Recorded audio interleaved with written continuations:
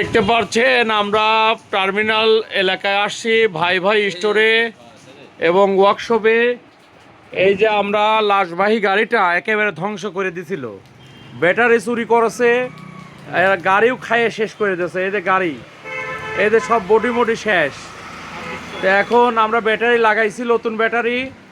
আজকে মোবিল লাগাচ্ছি, মোবিল দিচ্ছি না, গাড়ির সার্ভিস, তারপরে হুইপার, তারপরে কি ওইটার নাম কি, হুটার না, অ্যাম্বুলেন্স হুটার, এগুলো সম্পূর্ণ আমরা লাগাচ্ছি এবং এই বডি সম্পূর্ণভাবে আবার নতুন হবে।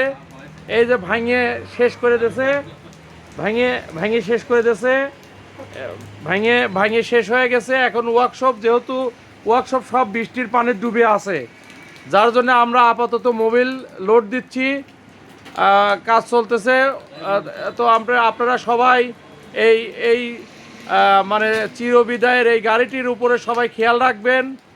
আমরা এই গাড়িটা হিমায়তপুর ইউনিয়নে সার্ভিস দিচ্ছি দীর্ঘদিন ধরে, সেই সাথে প্রায় পাঁচটা ইউনিয়ন এবং পাবনা পৌরসভায়ও আমরা অনেক মানুষকে উপকার করতে সক্ষম হই, তাই না ভাই?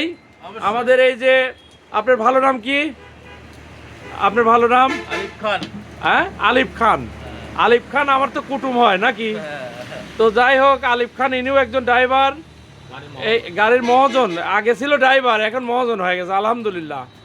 তো মানুষ ছোট থেকেই বড় হয়, তাই না? এই যে আমার মণ্ডলপাড়া, আমার ভোটার, ইউনিয়ন পরিষদের ভোটার, এবং এনাদের একটা বংশ আছে, একটা সমাজ আছে, পরামানিক বংশ আলহামদুলিল্লাহ।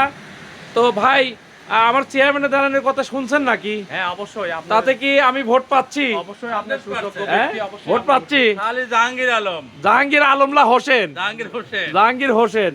হ্যাঁ, ভাই তো পাচ্ছি, আমরা ভাই দেখতে চাই আলহামদুলিল্লাহ। তো আপনারা সবাই আমাদের এই গাড়ির দিকে খেয়াল রাখবেন। আমি এইসব লেখা টেখা সব নতুন করে আবার দিয়ে দিচ্ছি, একটু ধৈর্য ধরতে হবে। আসসালামু আলাইকুম ওয়া রাহমাতুল্লাহ।